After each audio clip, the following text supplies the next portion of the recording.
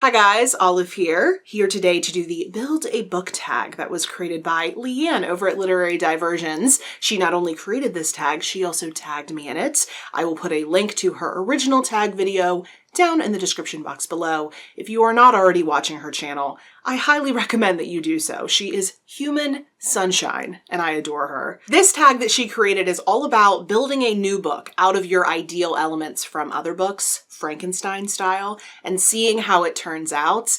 Considering that my book taste tends to be a little bit all over the place, this may end up being a literary hodgepodge, but hopefully that will make it more fun. Let's start at the very beginning. A very fine place to start. Number one is genre. Recommend a book that has your ideal novel's genre and mood. Okay, well, my ideal genre is nonfiction, but I don't think this tag is going to turn out right if I choose nonfiction. So instead, we'll go with my favorite type of fiction, which is a mysterious, gothic campus novel. Question number two, main character. If you could pull a main character from any book on your shelves to read another novel about, who would it be? I'm actually going to go with a side character from my favorite novel of all time. In case you didn't know what that is, it's Rules of Civility by Amor Towles. The main character in this book is Katie Content, and her best friend, Evelyn Ross. I would love to read another novel about her. I know Amor Towles did release a digital short a couple of years after this book was released that continues Eve's story when she goes to Hollywood, hence why it's called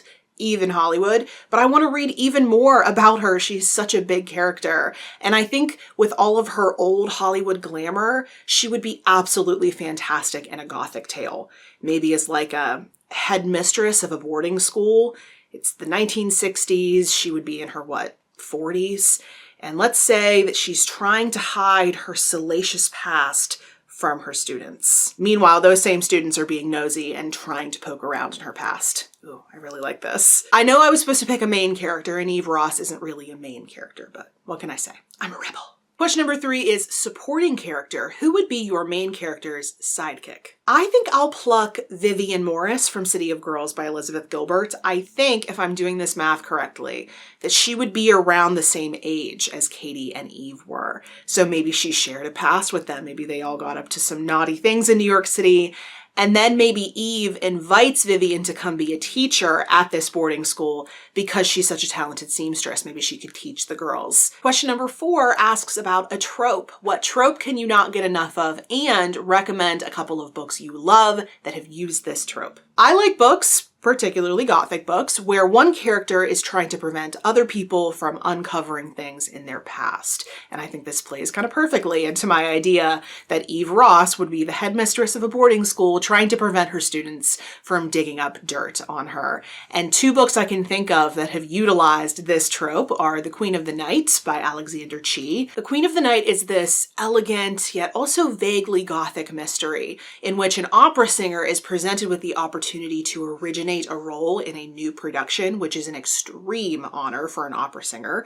That's how legends are made. But as she's reading through it for the first time, she's realizing that the main character's story is based off of her own, and only a handful of people know her true backstory. So she tries to find out who squeal, basically. And the other one that came to mind was The Unseen World by Liz Moore, in which a young girl is trying to uncover the true identity of her father after finding out that he wasn't who he said he was through pretty much her entire upbringing. In this book, he essentially hid all of his life secrets in a computer program, and it's up to Ada to try to crack the code. Question number five is plot twist. Which book has your favorite plot twist? And that would be Fingersmith by Sarah Waters. But to put it accurately, you would have to say plot twists. You'd have to make it plural because this book has plot twist after plot twist after plot twist. So I guess if we were going to translate this into my book, the one I'm kind of writing as we go along here, Eve Ross would first have to anticipate what those students were going to think about her and then set them up down an incorrect line of inquiry, so kind of bait them on the wrong path to throw them off track and buy herself more time. Question number six is about relationships. What kind of relationship is important in your book? And show us a favorite bookish example of this kind of relationship. I think I would want a really strong female friendship, a relationship that is not competitive, but also not overly obliging. I think being a good friend doesn't mean just being a nodding yes man all the time. Friends need to call each other out on their nonsense because they have that friend's best interest at heart. That is a good friendship to me. But I digress. So like Agnieszka and Kasia from Uprooted by Naomi Novik, where they're protective of one another, but they are not competitive. They love each other like sisters and they would die for one another. I love the idea that Vivian and Eve would have that kind of a relationship. And they both have old Hollywood names. Perfect. But wait a second, I'm gonna have to cheat then because I forgot a love interest. We have to have a love interest. I am not one of those people who does not like romance in books. I love romance in books, so we need a love interest. I think Eve Ross would want to go for a younger man. Someone who's not going to be all that suspicious that she might have a salacious past, maybe someone who's even kind of disinterested in that, and definitely someone who is easy on the eyes. So for this, I'm going to go with the idealistic golden boy, Lotto from Fates and Furies. Maybe he would be a visiting professor, or maybe not because it is an all-girls school. So let's have him be the father of one of the girls. There you go. Question number 7 is villain. What villain would you steal for your book? I'll put a little bit of a twist on this one because I don't think that the group of students trying to uncover Eve's past are necessarily evil. They're mainly just nosy. But I will use the word villain anyway because I will nab the group of students from If We Were Villains by M.L. Rio, except I don't want them to be obsessed with Shakespeare. Let's have them be poetry students and let's have them be far less obsessive than the students in this book. Let's put them somewhere in the middle of the spectrum between the students in this book and also the much gentler group of students in the movie Dead Poets Society, except all women at a girls' boarding school. So less Whitman, more Dickinson. And finally, question number 8 is ending. Which kind of ending do you like best? All wrapped up, open-ended, something else?